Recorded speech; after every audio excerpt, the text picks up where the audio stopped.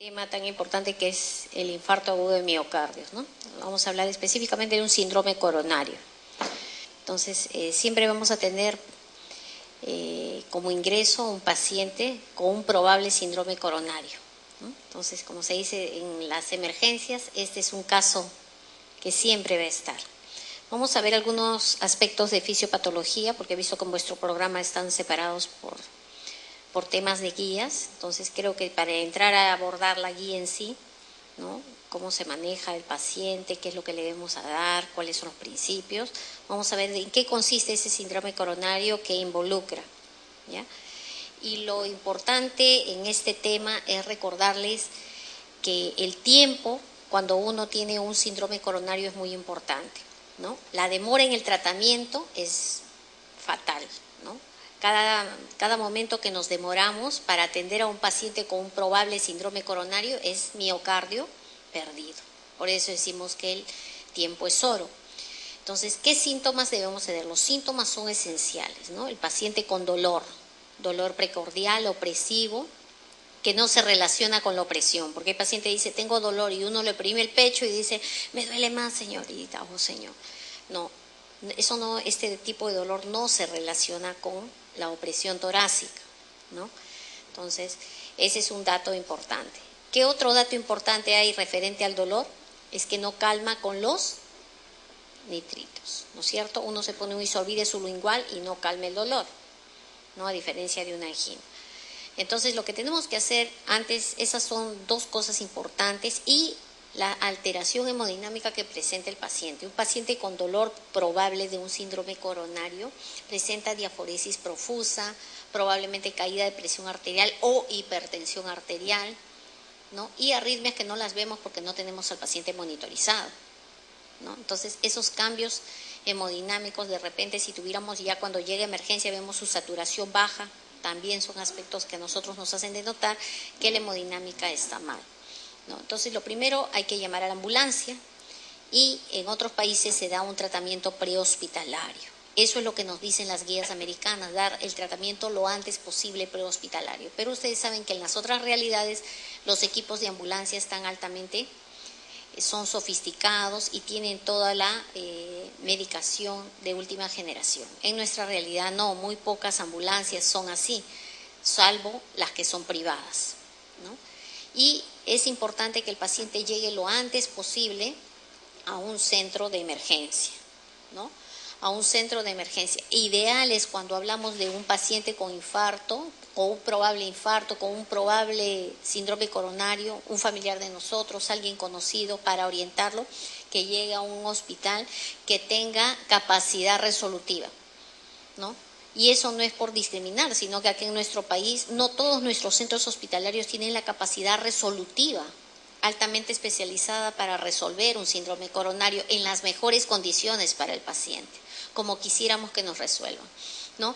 Esto quiere decir, por ejemplo, si lo llevo al 2 de mayo, ¿alguien trabaja en 2 de mayo? No. Si lo llevo a Loaiza, si lo llevo a Hipólito Unanue, si lo llevo a María Auxiliadora, son hospitales de Minsa, ¿verdad? ¿No? ¿Tendrá capacidad resolutiva? Yo me pregunto. Entonces, ahí es importante el gran interrogante, ¿no? Versus, si lo llevo a un Almanara, a un Rebagliati, mejor a un INCOR, entonces la capacidad resolutiva que tienen para estos síndromes coronarios es mucho mayor, ¿no? Entonces, tienen en su mayoría laboratorio de hemodinámica, y en estos casos lo que queremos hacer, si un paciente tiene un síndrome coronario, es abrir la arteria, sea farmacológicamente o sea mecánicamente. Cualquiera de los dos es lo que va a solucionar el problema. Entonces, el retardo en el inicio del tratamiento de reperfusión es lo que va a depender del pronóstico del paciente. Pensé que así avanzaba. Nada. Avanza. Ya. Entonces, es importante evaluar los síntomas del paciente. ¿Qué síntomas tiene compatibles con un síndrome coronario, ¿no?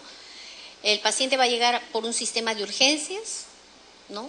O porque lo vio un médico general o un cardiólogo, o simplemente por decisión propia del paciente. El paciente toma su taxi o toma su micro y se viene al hospital porque tiene dolor. Cualquiera de los caminos sea su condición del paciente. El hecho es que va a llegar por transporte privado, por ambulancia, como fuera, va a llegar a un centro hospitalario, ¿no? Dependerá, como les dije anteriormente, de la capacidad resolutiva del hospital a donde llegue. Si ustedes tienen un familiar, si tienen un conocido, si están reportando a alguna persona en esas condiciones, por favor, llévenlo a un hospital que tenga capacidad resolutiva, salvo que el paciente no sea asegurado. Si el paciente no es asegurado, entonces, lógicamente, las expectativas, las posibilidades de eso es menor, ¿no? Porque no lo van a atender. ¿Ya? Entonces, eso es importantísimo para que le dé una buena atención al paciente. Entonces, ¿qué pasa con el organismo? ¿Por qué suceden estos síndromes coronarios? Lo que va a haber un gatillo, ¿no? ¿Qué significa un gatillo? Un disparador, algo que va a producir el síndrome coronario. ¿Qué es lo que va a producir? Una placa. Estos pacientes generalmente ¿quiénes son los vulnerables a presentar un síndrome coronario? Pacientes diabéticos, pacientes obesos, pacientes con sedentarismo, pacientes con colesterol elevado, hipercolesterolemia, pacientes con hipertensión arterial, generalmente no controlada, ¿no? Son factores de riesgo inminentes de presencia de enfermedad coronaria. Entonces, ¿qué pasa con estas placas vulnerables que existen en las arterias coronarias? Estas placas se van a rajar, se van a romper. De acuerdo a la ruptura que presente, será la gravedad de la lesión del síndrome coronario. Entonces, como ustedes ven, esta ruptura de placa va a producir una salida de sangre y obviamente la presencia de trombo. El trombo va a ocluir toda la arteria. Miren cómo lo va a ocluir. De acuerdo a ello, puede ocasionar un infarto, puede ocasionar una angina inestable, puede ocasionar un infarto no Q o puede ocasionar muerte súbita. Cualquiera de esos, dependiendo de la magnitud, ¿no? Entonces, lógicamente que cuando comienza a ocluirse el vaso es donde comienza el inicio del dolor, porque la sangre va a pasar con lentitud, va a haber éstasis de sangre y eso produce dolor para la zona que está quedando sin irrigación, ¿cierto? Entonces, ¿qué vamos a ver? ¿Qué buscamos en un electrocardiograma en un paciente con estos síntomas y que hemos visto ya en fisiopatología? Vamos a ver alteraciones que indiquen lesión. Cuando hablamos de lesión, estamos hablando de lesión aguda de paciente. Entonces, va a haber alteraciones en el segmento ST. ¿Cuál es el segmento ST? Este que está aquí, miren que ustedes lo ven ahorita alterado. Alteraciones que indiquen isquemia, inversiones de la onda T, alteraciones de la onda T, que la onda T debe ser positiva. Cuando hay isquemia se negativiza, ¿no? Y también arritmias. Entonces, el síndrome coronario se puede dividir así según el desnivel del ST, puede ser con elevación de ST o sin elevación de ST, sin o con. Si no tiene elevación de ST, puede ser una angina inestable. Quiere decir que recién probablemente hay una isquemia, ¿no?, en la zona de irrigación. O con elevación de ST puede haber un infarto sin onda Q o un infarto con onda Q, ¿no? Entonces, acá ustedes ven la morfología. Miren, este es un infradesnivel de ST. El ST generalmente es casi isoeléctrico aquí. Y miren cómo ha descendido, provoca una angina inestable. Acá tenemos una onda T invertida, que es la isquemia, es un infarto sin onda Q, y un ST elevado, que es el más grave de todos y me indica lesión aguda inminente, ¿no? Si no resolvemos esto, el paciente puede morir. Un infarto con onda Q. ¿Qué es lo primero que debemos dosar ya cuando un paciente llega a un centro asistencial? Es un CPK-MB. El CPK-MB es una enzima cardíaca que es la primera que mide la necrosis miocárdica. Entonces, y luego troponinas, ¿no? Pero no todos los centros asistenciales dosan troponinas, mientras que CPK-MB sí, generalmente en todos los centros asistenciales. Acá para que ustedes vean qué pasa con la rotura de placa y sangrado agregado plaquetario. O sea, hay ruptura de placa y vienen las plaquetas en ayuda. Pero en este caso no se van a convertir en ayuda, sino que van a incrementar el trombo. Queriendo ayudar, van a incrementar el trombo, ¿no? Entonces, miren ustedes cómo se forma el trombo, ya con las plaquetas agregadas, ¿no? Y en 10 minutos nosotros tenemos que tomar un electrocardiograma y tomar biomarcadores, que en este caso es CPK-MB. se dice que mayor muerte hay cuando hay un ST elevado. Acuérdense la morfología que dije, ¿no? Miren, cuando es mayor de 1 milímetro, hay mucho más muerte que si el paciente no tiene ST elevado o si tiene menor de 1 milímetro. O sea que cuando tenemos un paciente con ST elevado, la lesión es inminente y es peligrosísima, ¿no? Ahora, las guías nos hablan de estos aspectos, miren, nos hablan de fibrinolisis y angioplastía, ¿no? Y estas no deben ser en un rango no mayor de 12 horas. Yo le he puesto 12 horas, pero las guías nos hablan hasta de 6 horas. Pero en realidad en nuestra realidad, muchas veces el paciente lo recibimos ya con muchas horas de dolor. No viene inmediatamente al centro asistencial o se demora en venir.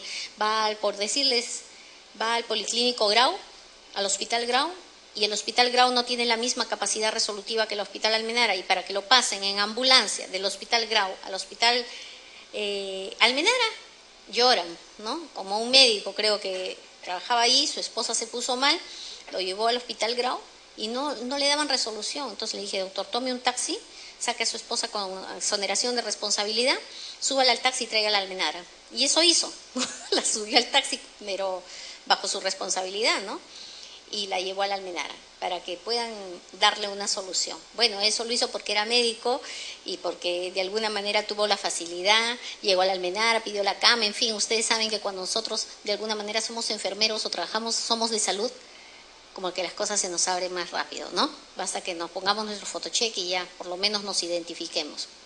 Pero cuando la persona no tiene quién, o sea, es una persona sencilla que viene allí, las dificultades son grandes. Esa es nuestra realidad, colegas, ¿no? En los centros asistenciales. Entonces, aquí, como ustedes pueden ver, esto es muy bonito, nos habla la guía de esto. Este es cómo se debe atender a un paciente en las mejores condiciones, y lo primero que nos dice es una angioplastía. Ahora yo les pregunto, nos dice angioplastía, pero las angioplastías solamente se hacen en las clínicas privadas, es en el Hospital Almenara, en el Revalete y en el INCOR. No sé dónde más se hace, no se hace en otro sitio. Entonces las puertas son mucho más difíciles, la llegada de estos pacientes a estos centros asistenciales y con capacidad resolutiva. Y por eso siempre digo, quien no es asegurado acá en este país es más difícil, ¿no? Y eso lo comprende uno siempre cuando tiene una enfermedad compleja, solo ahí lo entiende. Ahí recién piensa en la importancia de pagar el seguro, a pesar que tiene todas las deficiencias que tiene, ¿no? Entonces, eso es importante, ¿no? La angioplastía primaria siempre es la elección número 1 para esto, es lo mejor, porque es que cuando yo el paciente voy a ingresar a la sala hemodinámica y voy a abrirle directamente la arteria, no hay mejor forma, es la mejor forma directamente. Después, si no hay eso, la otra opción es la fibrinolisis, prehospitalaria o en el hospital. Por ejemplo, nos mandan a nosotros al INCOR, yo trabajo en el INCOR, entonces nos manda paciente del Sabogal, del Callao, lo llevan al Sabogal, el Sabogal, ¡tum!, le pones le hace fibrinolisis, que quiere decir que le da un fibrinolítico altamente potente. Fibrinolítico quiere decir que destruye el coágulo que se ha formado en la arteria coronaria. ¿Y cuál es este? El activador tisular del plasminógeno, ¿no? Activador tisular, el TPA. El TPA, que su nombre comercial es Alteplase, que destruye el coágulo y de alguna manera prepara la arteria, ¿no? Lógicamente este activador tisular es fabuloso porque solamente actúa en la zona de necrosis miocárdica y donde está el trombo. Entonces ayuda y compite con una angioplastía primaria. Entonces si yo no tengo esto, puedo usar esto, pero uso algo de eso, ¿se dan cuenta? Y este medicamento es sumamente costoso. Yo sé que salud lo tiene, pero gracias a las ONGs, a empresas que les dan facilidades los productos, porque para que lo compre un paciente es carísimo. Sé que vale, creo que el frasquito 1.500 soles, ¿no? Entonces es costoso. No es accesible para toda nuestra realidad. Y entonces, de acuerdo a eso, ya se va valorando, ¿no? Si hay reperfusión o si no hay reperfusión. ¿Qué significa la reperfusión? Si hay respuesta del organismo, ¿no? Si ese organismo está respondiendo a la farmacología o no. ¿Cómo responde? Si veo que desciende los niveles de ST, si veo que mejora las condiciones hemodinámicas del paciente, si mejora el dolor, etcétera. Yo me doy cuenta entonces que el paciente ha reperfundido, lógicamente basado también en el electrocardiograma, descenso del nivel de ST, ¿no? Y esto lo medimos en milímetros. Si al comienzo tenía un ST elevado de 3 milímetros, pues yo tengo que ver que desciende, ¿no? Desciende 2.5, desciende a 2, en fin, de acuerdo a la evolución. Y el último ya es la coronariografía, que es llevarlo al paciente a la sala hemodinámica para ver cómo ha quedado la arteria después de la farmacología recibida, o sea, de la fibrinólisis, o de lo contrario, que sea candidato también a una angioplastía, ya post-fibrinólisis, ¿no? ¿Qué otra cosa más aquí?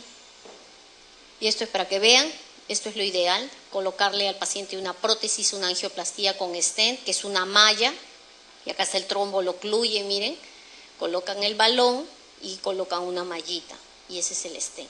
Entonces, lógicamente, no pasó nada. Se solucionó el problema, se abrió la arteria, ¿no? Y estas mallas, obviamente, ya, como es una prótesis, es como el resorte, el lapicero Lucas Pen que nosotros votamos, es así parecido, para que se imaginen que va directamente a la arteria coronaria y que se va montado en un catéter especial y se coloca en el laboratorio de hemodinámica. Entonces, como ustedes verán, hay solución, pero esta solución es sumamente costosa, ¿no? Y está solamente direccionada para pacientes asegurados. ¿Qué hace la enfermera en emergencia? La primero es la valoración, yo les digo, esto es esencial, el coquito de enfermería y para todo paciente, ¿no? Yo tengo que monitorizar presión arterial, frecuencia cardíaca, oximetría, un electrocardiograma, porque si yo no tengo un electrocardiograma basal, ¿cómo me lo están enviando? ¿Cuáles son sus electros anteriores? ¿Qué alteraciones tenían para poder comparar? Tengo que hacer un monitoreo, un seguimiento, ¿no? La vía endovenosa, oxigenoterapia, solo si el paciente desatura. Si el paciente desatura, ¿cuándo desatura? Cuando tiene menor de 95% de saturación de oxígeno. Pero si el paciente no desatura, no necesita oxigenoterapia. O sea, esto es de acuerdo a si el paciente. Nitrato sublingual, ¿no? Si es el paciente, generalmente nosotros no utilizamos sublingual, utilizamos bolos, ¿no? Nitroglicerina, 1 centímetro de nitroglicerina en un frasco de 25 miligramos, hagamos 1 centímetro y ese centímetro lo diluimos en 10 y de esos 10 se va pasando. Obvio, ¿qué cosa tengo que valorar para esto? La presión arterial del paciente. Si el paciente está hipotenso, con mucho cuidado, ¿no? Y lo que utilizamos para el dolor agudo es morfina, como vamos a ver más adelante. Entonces, esto es para recordar: reposo absoluto, oxigenoterapia, valorar función exterior, control de EKG, acceso venoso y administración de aspirina y nitrato si no recibió antes el paciente. Porque un paciente con sospecha de Zika se le da 500 miligramos de aspirina. ¿Por qué? Porque la aspirina es un gran antiagregante plaquetario y se le da masticado para que se reabsorba rápidamente y pueda ayudar a romper el coágulo que se está formando en la arteria.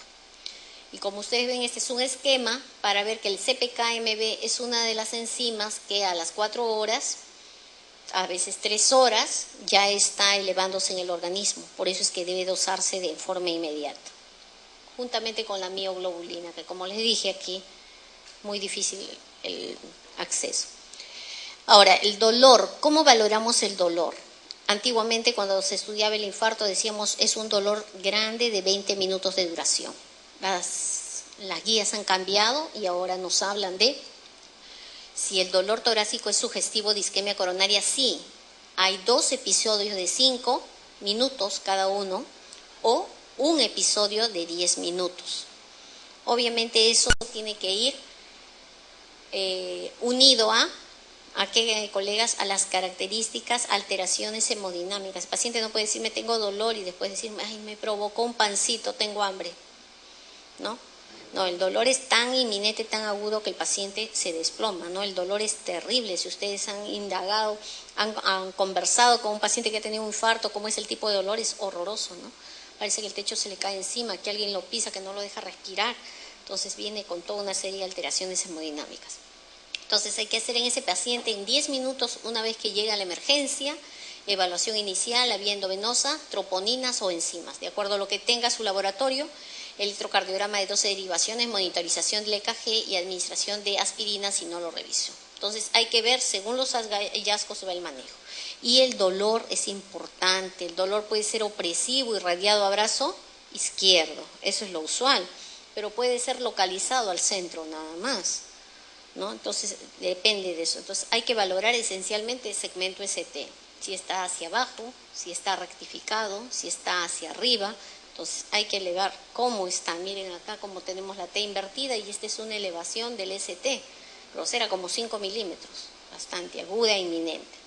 ¿No? Acá tenemos otros infradesniveles, miren acá. Son descensos del ST, infradesnivel de ST, que nos están indicando isquemia o un infarto no Q, ¿no? Miren acá también, más alteraciones. Entonces, decimos que en las primeras horas existe una elevación del ST, que es una onda de injuria por una zona de isquemia. Miren ustedes acá. Luego aparece la onda Q, aquí la ven, como resultado de la necrosis. A los 20 minutos de presencia de dolor y oclusión del trombo ya hay necrosis tisular. Y la célula miocárdica, así como el cerebro, es irreversible. Y acá en el 3 y 4 vemos la T invertida, ¿no? Y disminuye el segmento ST, ¿ya, no? Y hay onda T invertida, como ustedes ven acá. Miren lo normal y miren las variaciones en un síndrome coronario. Por eso les digo, esta es la etapa donde tenemos que trabajar y actuar. Ahora, en el infarto cardíaco puede haber arritmias, factores mecánicos que desencadenan este evento, ¿no? Entonces, hay una depresión general miocárdica, puede haber una lesión mecánica, regurgitante, obstructiva, no sabemos. Anexado a eso puede el paciente también tener fallas valvulares. Si tiene falla valvular, con mayor razón. Entonces, todo ello va a originar una disminución del gasto cardíaco, ¿no? Hay una respuesta neurogénica con aumento de catecolaminas y el paciente puede llegar al shock si es que no se resuelve el problema, ¿no? Y esto es en horas, como les dije yo, es de acuerdo a la magnitud. Si el trombo que ocasiona la necrosis es oclusivo total, es fulminante, el paciente puede morirse, ¿no? Y obviamente presentar el shock con las características que ya todos conocemos, de trastornos hemodinámicos, piel fría, sudorosa, pálida, trastornos metabólicos, y esto, de acuerdo al manejo, podrá recuperarse, o si no, el paciente presenta un paro cardíaco, cardiorrespiratorio en sismo, arritmias cardíacas que pueden terminar también en muerte súbita, ¿no? Si le da una fibrilación ventricular, por ejemplo, e insuficiencia renal y o respiratoria, ¿no? Entonces, este síndrome coronario sí o sí hay que valorarlo, ¿no? Hay otras formas también de presentarse, que es un bloqueo de rama izquierda de las de His, también. Entonces, ese tipo de bloqueo también me está indicando que probablemente el paciente sea un síndrome coronario. Entonces, hay que tener mucho cuidado y de acuerdo a ello darle terapias, ¿no? Como les dije yo, la fibrinolítica o las angioplastías. La primaria, que es la que se da de frente, y la de rescate es cuando no funciona el tratamiento fibrinolítico, entonces yo actúo una de rescate.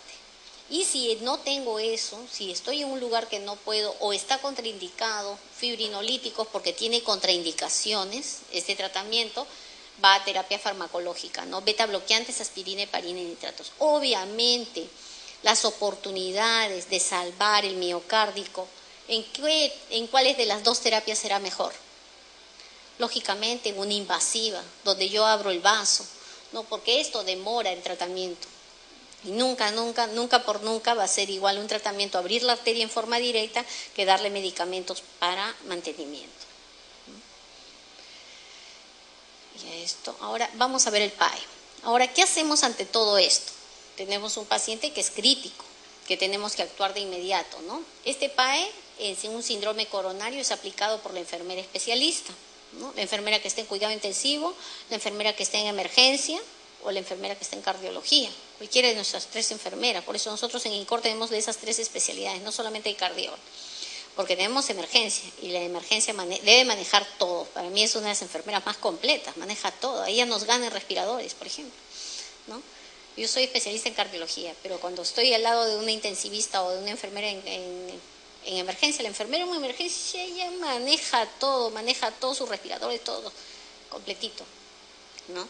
Entonces, ¿por qué? Porque están acostumbrados. Un politraumatizado se maneja, ¿sí o no, colegas, no? Las enfermeras de emergencia. Entonces, se aplica en pacientes críticos. Todos manejamos pacientes críticos. Requiere formulación urgente de diagnóstico y favorece alta calidad de cuidado. Porque nosotros ante ese paciente crítico tenemos que formularnos una guía de atención, ¿no? Plantearnos objetivos. Primeramente tenemos que disminuir el trabajo del corazón. Este corazón está afectado, ¿no? Tiene lesiones. Hay que prevenir, descubrir y resolver las posibles complicaciones de los procedimientos de diagnóstico y tratamiento. El paciente se va a ser sometido a una serie de tratamientos para solucionar, pero obviamente esos tratamientos tienen complicaciones. Entonces nosotros tenemos que estar alerta. Para eso tenemos que tener también el soporte teórico, científico, del conocimiento de qué es lo que va. Si yo pongo un fibrinolítico al paciente, ¿qué efectos tiene? No sé, que el paciente va a sangrar, sé que el paciente puede hipotensar, el paciente puede presentar arritmias malignas. Entonces, de acuerdo a ello, la enfermera valora, prepara su coche de paro, lo tiene listo, a la mano, hace pasar a la familia, el paciente se puede morir. Y yo, porque como está en intensivos, o está en emergencia, o en shock, o estoy ocupada, no le he dejado despedirse de su último. El paciente ya pasa, de repente la familia, cuando el paciente ya está chocado. Tampoco podemos hacer eso. Esa parte nos falta a veces, porque estamos llenas, nosotras nos estresamos también, pero tenemos que aprender a delegar esa parte y ponernos en el lugar de la otra persona, ¿no? Entonces nosotros tratamos de lidiar un poco esa parte humana y no olvidarnos. De nada sirve que tenga una gran capacidad resolutiva, altamente especializada, súper, me he ido al extranjero, soy lo máximo, condecorada, todo, pero si pierdo la calidad humana con mi paciente. Y eso nosotros lo vemos en las zonas críticas, en emergencia, ¿no? Cuando yo llegué una vez con un familiar a un hospital del seguro, no voy a decir el nombre por ética, ¿no? Pero llegué y le digo, bueno, colega, soy enfermera, y a mí qué me importa que seas enfermera, ¿no? Entonces, con esa palabra, yo le entendí eso, no sé ustedes qué entienden, pero cuando me dijo, me importa un pepino que seas enfermera, o que seas mi colega de otro sitio, pero hay que tratar a la gente y enseñar, colegas. Porque yo que trabajo en el INCOR, este año he cumplido 29 años de servicio. Entonces, cuando veo una colega, a mí no me interesa de dónde sea. Si es de Chuyuncuyo, de la Posta, de Pucallpa, no sé. Pero yo la veo y me dice, soy enfermera, ¿qué necesitas, colega? ¿Qué necesitas? ¿En qué te puedo ayudar? ¿Cuál es tu problema? ¿Qué es tu familiar? ¿Qué es lo que has traído? Esa es la hermandad que nosotros tenemos y que debe ser siempre. Y eso no debe cambiar, colegas, de donde sea. Porque este mundo da vueltitas, ¿ah? Así es un pañuelito. Mañana me encuentro con otra persona y otra persona. Así es. Entonces, porque me trataron mal a mí o porque yo tuve una mala experiencia, no voy a tratar yo a la más gente. En el INEN no me dejan entrar, decía una colega. Acá que no entren. Un momentito, le dije.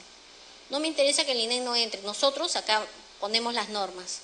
Y acá el paciente tiene que ver a su familia, porque el paciente se puede morir. Yo no quiero que se quede un ratazo. Simplemente que le dé un beso, que le dé un apretón de manos, que le diga, no te preocupes, estoy afuera, ya estás aquí, ya, y sale.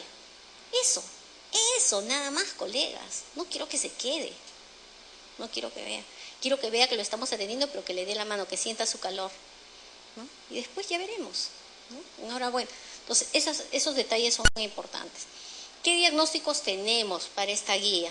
A ver, diagnóstico, dominio 12, confort clase 1, ¿no? Control físico, 132, dolor agudo. ¿Qué características definitorias tengo yo para el dolor? Informe verbal codificado. El paciente me menciona que tiene dolor, expresa que tiene dolor. Hay observación, evidencias. Miren la posición antálgica del paciente, ¿no? Gestos de protección, conducta de defensa. El paciente se sienta, se voltea, está inquieto, ¿no? El paciente, tengo dolor, y se tira. No, ustedes no van a ver, cuando uno tiene cólico no se dobla de dolor, ¿no? Es igual. Respuestas autónomas, diaforesis, cambios de presión arterial, respiración, pulso, dilatación pupilar. En pacientes diabéticos a veces hay dolor silente o cambios silentes, por ejemplo. Ustedes saben que la percepción de un paciente con diabetes es diferente a la de nosotros, ¿no? Tiene percepción disminuida. Y en estos pacientes hay que tener mucho cuidado. Hipertensión, hipotensión, y el paciente está tranquilo, algo está pasando. Nuestros signos vitales son un termómetro. Entonces hay que estar atentos, ¿no? No esperar solamente lo clásico, el dolor o cambios en el... No, tomen un electro. Cuando ven que el paciente está alterando, satura mal y hay hipertensión, hipotensión, tomen un electro y les aseguro que van a evidenciar cambios, ¿no? Ahora, la conducta expresiva de agitación e irritabilidad también me está diciendo, ¿qué me está denotando? Hipoxia, ¿no? esa conducta irritable. Entonces hay que tener bastante cuidado. ¿Qué criterios de... ¿Cómo es esto? Se me ha ido ahora. Criterios de observación, ¿no? Criterios del plan voy a tener, que son los llamados NOC, ¿no? Primeramente tengo que ver el nivel del malestar. ¿Cómo está este nivel del malestar? ¿Cómo está el nivel de dolor? Y nosotros catalogamos según Nanda, ¿no? La Nanda nos dice grave, sustancial, 3 moderado, 4 leve, ninguno. Y acá ustedes ven todos los aspectos que tenemos que considerar, ¿no? Acá también en dolor, minuciosamente las expresiones, los gemidos, todo lo referente al paciente, que no se nos escapa nada. Realmente estas enfermeras americanas no se han olvidado de nada, ¿no? Son aspectos, pero que nosotros lo vemos, colegas. Yo les aseguro que todo esto lo vemos. La diferencia entre ellas es que nosotros no escribimos. Pero ¿qué debemos hacer? Debemos crear formatos ágiles para que nosotros podamos chequear nada más, porque una enfermera de emergencia no tiene tiempo. Entonces lo que yo tengo que hacer es facilitar mi trabajo. ¿Quiénes tienen que facilitarle el trabajo? Nosotras mismas. Lo único, un comité que lo haga y de ahí lo vamos monitoreando y mejorando. Porque nada es perfecto y además todo ya está hecho. Lo único que tengo es que adaptarlo a mi realidad. Por ejemplo, nosotros en el INCOR nos parece muy largo esto. Son 5 escalas para los criterios de observación, los criterios de monitoreo. Entonces nosotros hemos reducido a 3. Pero ¿quién? Todo el consenso, ¿no? Entonces dijimos, no, mucha cosa, que raramente, que a veces, que no sé cuántos, no. O está nunca demostrado, o a veces, o está frecuentemente demostrado, punto. Pero eso lo tiene que consensuar cada equipo, ¿no? Cada equipo de acuerdo a su realidad. Entonces las cosas están descritas. Igual acá el control del dolor y la respuesta al dolor. Seguimos con los criterios de observación todavía. Entonces, ¿cómo son sus lágrimas, la diaforesis, el ritmo, la tensión muscular, la pérdida de apetito, todo? Y acá tenemos la escala. Esto no va en check, sino se colocan los numeritos de acuerdo a la escala, ¿no es cierto? Seguimos con ¿no? ¿Cómo responde a la medicación? ¿Cuáles son sus efectos terapéuticos? ¿Cuáles son los cambios esperados? Los cambios de los síntomas, ¿no? ¿Mejora, no mejora? Le puse morfina, le puse nitroglicerina, ¿cómo evoluciona el paciente? Eso es lo que tengo que ver, ¿no? Y acá en mantenimiento de los niveles sanguíneos esperados, ¿no? Si es un paciente que le han hecho fibrinolisis, ¿cómo está el CPK-MB? ¿Ha descendido? ¿No ha descendido? Porque cuando yo utilizo un fibrinolítico, los niveles de CPK-MB descienden mucho más rápido que si no hubiera utilizado un fibrinolítico. Entonces, ¿cuál es la conducta esperada? Si hay reacción alérgica, si hay efectos adversos, si hay efectos conductuales también adversos, todos esos aspectos. Y ahora entramos al NIC, que es la intervención en sí. Ya hemos visto los criterios de observación, ahora vemos los criterios de intervención. Hay que darle cuidados cardíacos agudos. Y realmente este 40-44 que son cuidados, es una lista de procedimientos. Acá yo ya no lo he detallado, pero ya cada una tiene que ver en su qué es cuidados cardíacos agudos. Es bastante. Desde la monitorización del paciente, la toma de un electrocardiograma, el manejo de saturometría, etcétera, todo, ¿no? Oxigenoterapia, manejo del dolor, igualmente, ¿no? Cómo manejamos el dolor en el paciente, el cuidado de emergencia, ¿no? Alisto del coche de paro, estar prevenida las arritmias, etcétera, diuresis, todo lo que tenemos que observar, administración de analgésicos, la morfina, y en la morfina también, la evidencia de la depresión respiratoria, ¿no? Eso es lo que tenemos que valorar en mi paciente, ¿no? Terapias de relajación a los pacientes, a decirle esté tranquilo, apoyo emocional, ¿no? Y manejo de comodidad ambiental. Si el paciente ve a una enfermera alocada, una enfermera que grita, una enfermera que... Dije, ¿dónde estoy yo?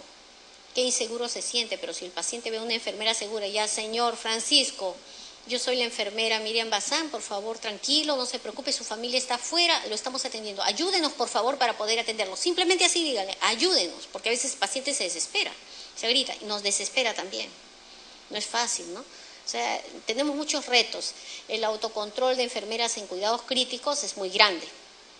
Tenemos que tener un autocontrol, ¿no? Entonces hay que ayudar al paciente para que todo esto de manejo se vea bien. Y la guía nos habla de este alivio de dolor, falta de aire y ansiedad. 3 aspectos importantes. El alivio del dolor es esencial para que el paciente esté en confort pleno, ¿No? ¿Qué utilizamos cuando es un síndrome coronario? No hay otra cosa, opiáceos, que es la morfina, 4 a 8 miligramos con dosis adicionales de 2 miligramos a intervalos de 5 a 15 minutos. Ojo, si estoy utilizando morfina, ¿qué debo hacer? Paciente monitorizado, paciente con saturómetro, porque hay depresión respiratoria, tengo que controlar la frecuencia respiratoria, viendo cómo satura el paciente ya me estoy dando cuenta. Entonces el oxígeno solo se pondrá de 2 a 4 litros por minuto si el paciente presenta baja saturación, es decir, inferior a 95%. Y tranquilizantes, en la mayoría le demos tranquilizantes nosotros. ¿Por qué? Para que el paciente colabore. Entonces debe ser terrible pensar que se va a morir, ¿no? La palabra infarto nomás indica muerte, ¿no?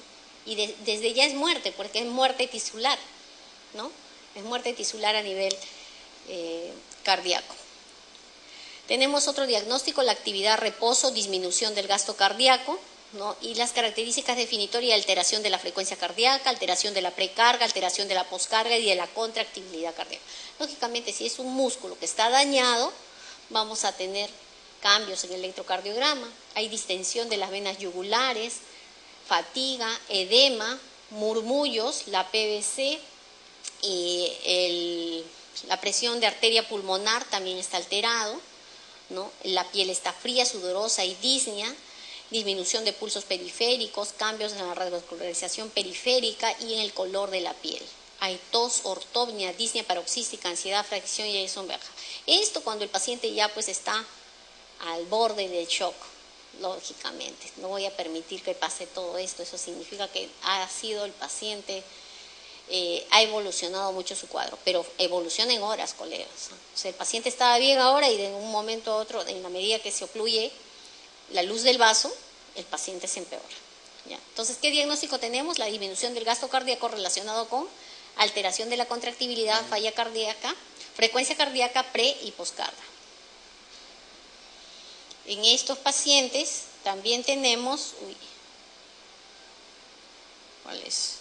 El estado cardiopulmonar, la efectividad de la bomba cardíaca y todos los aspectos que vemos, como ustedes ven acá, miren la disnea, ¿no?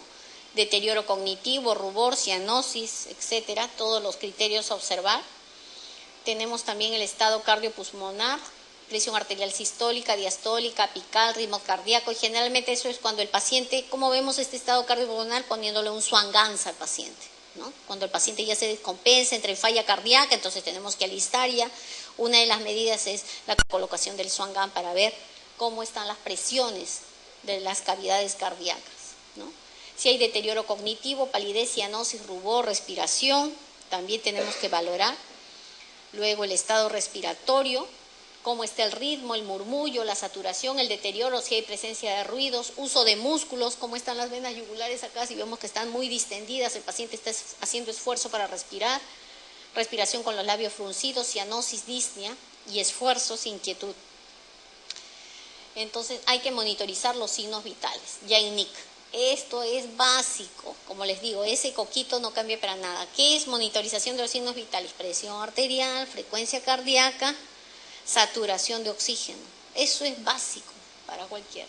No, manejo de la tecnología, tengo que manejar mis bombas, tengo que saber manejar el Swan-Ganz, saber poner una PVC, ¿no? Saber cómo voy a utilizar un catéter de termodilución, todo eso. Todo eso significa manejo de la tecnología. Si me dicen balón intraórtico, nosotros tenemos que tener listo ahí el balón intraórtico. Uso de marcapaso, también tengo que tener todo listo ahí, ¿no? Porque el paciente, dependiendo de las zonas oclusivas de la arteria, se van a presentar las otras complicaciones, como son los bloqueos cardíacos, las arritmias, ¿no? Manejo de disritmia, tengo que tener mi coche de paro listo, mi desfibrilador a la mano con gel, la prevención del shock, terapia endovenosa, interpretación de datos de laboratorio, cómo están en el paciente. Los cuidados cardíacos agudos, que ya hemos dicho, precauciones circulatorias, hay que observar al paciente, ¿no? Pupilas, conjuntivas, después, ¿qué otra cosa más? Posibilidad de gingivomorragia, epístasis, sangrado por orina o por vagina, si es dama. Entonces, todos esos aspectos hay que ver.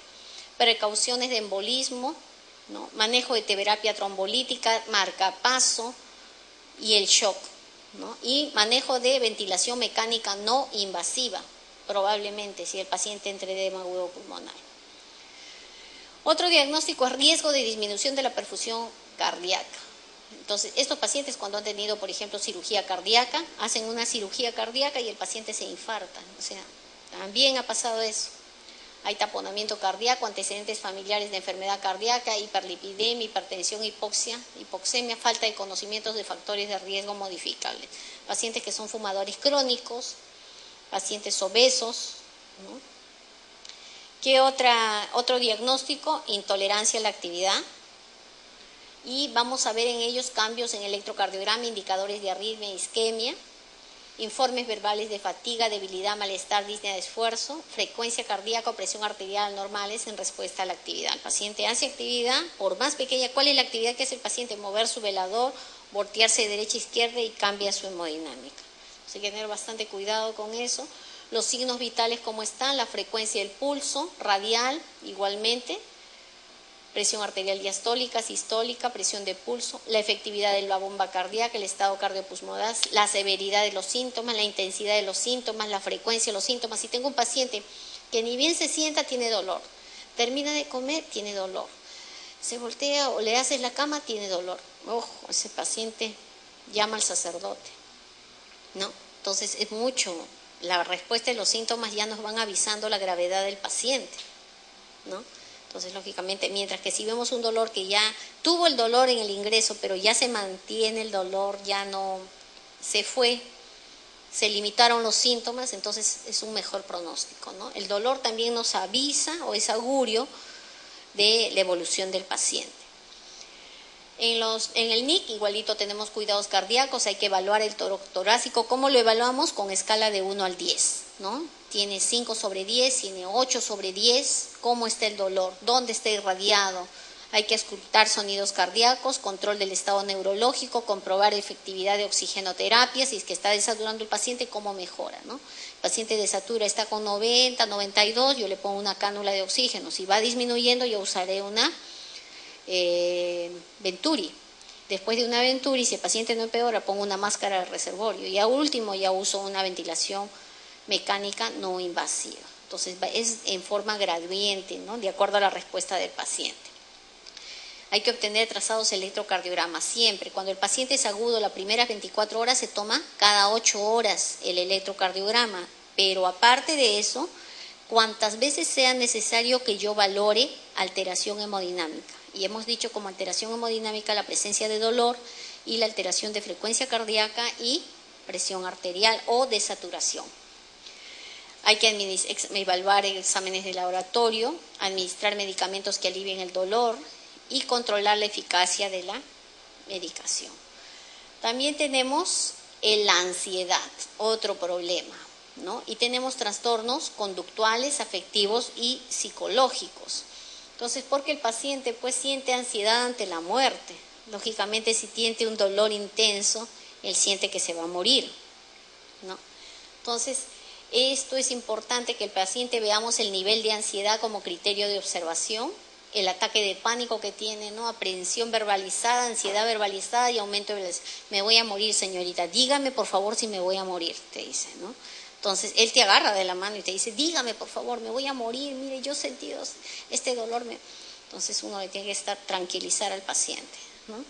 Hay que dar apoyo emocional, espiritual, si es posible, dar esperanza, potenciación de la seguridad, disminución de la ansiedad y terapia de relajación simple. Yo me pongo a pensar cómo será ese paciente ansioso que está mal, que llega a un centro hospitalario y que dicen, señor, hemos llamado a la ambulancia para que lo vengan a llevar al Almenar y la ambulancia no viene.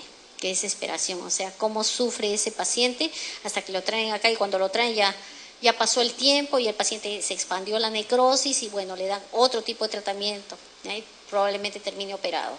Imagínense a todo lo que se expone un paciente así, ¿no? Entonces, a veces ya no podemos hacer eso. Pero aparte de toda la guía y todos los cuidados agudos que les he dicho en líneas generales, porque yo necesitaría mucho más clase para solo definirme un diagnóstico, poderles darle todo el protocolo como es. Tenemos estas intervenciones que todas estoy seguro que nosotras las hacemos, todas. Aparte de todo lo que tenemos que hacer, encima tenemos que hacer la documentación de todos los aspectos, tanto estadístico como de medicamentos, qué sé yo, qué otras cosas más hacemos, materiales, equipos, etcétera, ¿no? Tenemos que aparte informar las incidencias que pudieran ocurrir, el informe de turnos, el intercambio de información con el personal, con la nutricionista, con el laboratorio, con el fisioterapista, con el médico, etcétera. La reunión para datos de investigación y la reunión multidisciplinar sobre los cuidados, ¿no? También tenemos que supervisar al personal, si eliminó la diuresis, si no puso esto, si colocó tal cosa, en fin, ¿no? El manejo de suministros, nosotros ya no lo hacemos en INCORE, solo maneja un personal especializado, pero creo que en la mayoría de los hospitales todavía nosotros tenemos que ver nuestras jeringas, nuestras agujas, en fin, todo este material con el que nosotros, y ver que todo esté equipado. Nosotros tenemos un personal que se preocupa de eso, entonces ya nos aliviaron un poco el trabajo por ahí, porque si no era un manejo más, ¿no? El manejo de muestras, la monitorización de la calidad, porque toda esta calidad recae en el enfermero es responsable de todo, ¿no? El técnico tiene que medir la orina, tiene que cuidar la orina, eliminar la orina, pero al final si no recolectó la muestra, la enfermera es la culpable, ¿no? Porque así es. Entonces nosotros tenemos que aprender a delegar las funciones bien, para que esto no recaiga en nosotros, ¿no? La contención de los costes, delegación y el desarrollo de la situación clínica, ¿no? Porque la enfermera es líder en su emergencia, en su unidad. Ella tiene que decidir, tú vas para acá, tú traes la camilla, tú vas a tal, tú ordenas, ella es la líder. Una es la líder, ¿no? Somos varias las enfermeras que somos las asistenciales y ya. Acá ella es la líder y entonces todo el mundo comanda, pero ella es la que tiene que dirigir todo, ¿no? Y las otras apoyar, lógicamente, ¿no? Todo esto es nuestros procesos, Nick. Entonces, vamos a ver un videíto acá. Ojalá que haya audio. No sé si tienen audio. Así.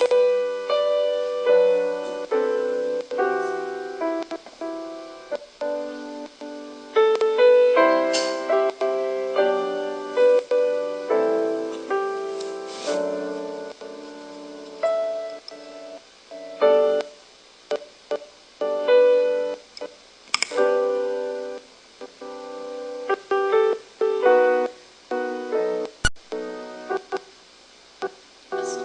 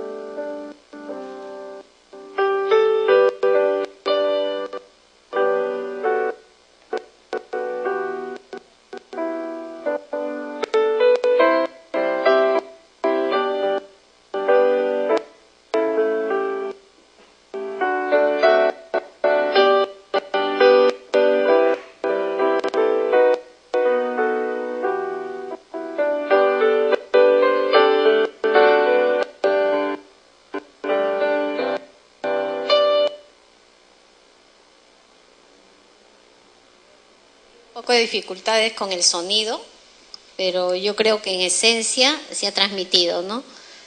Que todo este cuidado que tenemos en todas las guías, creo que ustedes están viendo hasta ahora, pierde sentido cuando dejamos de ser humanos, ¿no? Y entonces yo siempre trato de luchar porque la enfermera no pierde esa calidad humana, ¿no?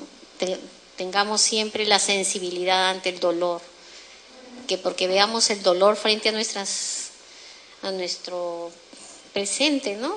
Y seamos siempre presentes con el dolor, no seamos indiferentes. Es muy diferente que aprendamos, que manejemos, que nos perfeccionemos para manejarlo, pero es muy distinto que seamos indiferentes. Bueno, con eso quiero finalizar lo referente a este tema, ¿no? Y recordarles que el cuidado enfermero, pues, depende de eso, ¿no? El cuidado enfermero es responsabilidad, es conocimiento, es solidaridad. Amor, el quehacer cotidiano es lo que nos hace fuertes y diferentes. Eso es lo que nos hace fuertes, ¿no? Distinto. Muchas gracias.